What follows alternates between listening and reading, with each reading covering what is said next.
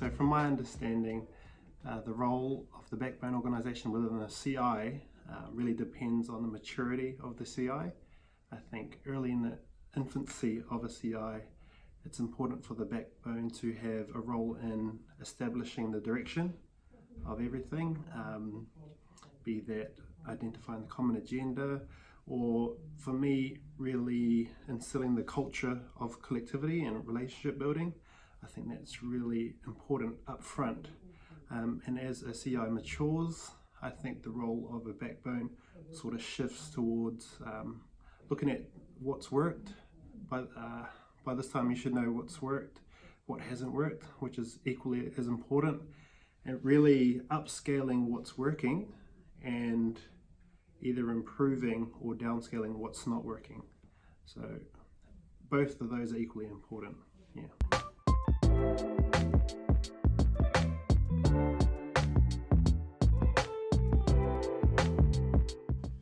So I wear a couple of hats in this backbone. I have a research hat and an evaluation hat. From a research perspective, I think our role is to look at really what's working and what research says works, what's best practice, and integrate that into the CI. From an evaluation perspective, it's really looking at, did it work? So you're saying from the research, this is what best practice looks like.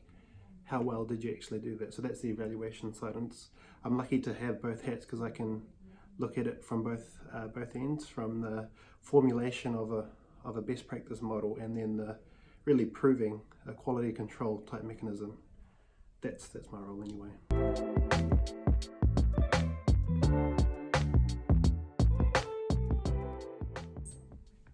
Yeah, so it's very normal for our provider, our multi-provider network, to work in a collective way. It's Whanau order, you know what I mean? What has been a challenge and what I've seen is being able to bring outside organisations into this culture, the culture of collectivity, the culture of whanaungatanga, but also adapting other people to the ways in which we work. We work towards an outcomes framework, we work towards collective measures, things like that. So for us, it's been a lot of education of these outside organisations. It's a necessary process, but it is quite challenging. And these are places that have existed and operated in the same way for hundreds and hundreds of years.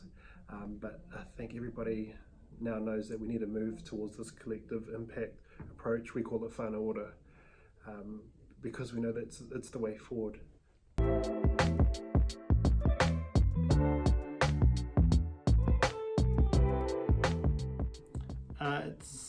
It's been a great experience seeing Te Paeherenga or Tamaki form. If anyone knows Auckland and about our demographics and stats and things like that, Auckland's a beast, and it's like nobody's been able to tame it ever, and it's only grown in the last 10 years. It's just exponentially grown. And so being a part of something like Paeherenga and being able to mobilize our multi-providers across a massive network across Auckland has been really great. And some of the things that we've come out of it have been awesome. Pitch local, our MSD contracts, Te Reo Matahiapo, these are all really huge things that really, I think, wouldn't have taken off if we didn't have a platform or a formal relationship like Paeherenga. So that's been great to be a part of. So it's been great to see initiatives like Pitch Local arise. Some of the rangatahi employment projects come out of Paeherenga. Some of the language development programs that have come out. These are really huge programs that maybe wouldn't have been around if Paeherenga as a platform or a formal relationship at the very least didn't exist. So it's been really great to be involved and see some of the outcomes of a collective impact relationship.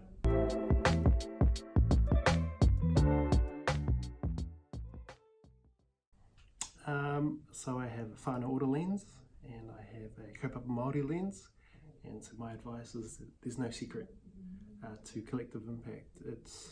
It fits very naturally within the Whanau order space and the Whanau order value set, which is why I think it has really worked for us.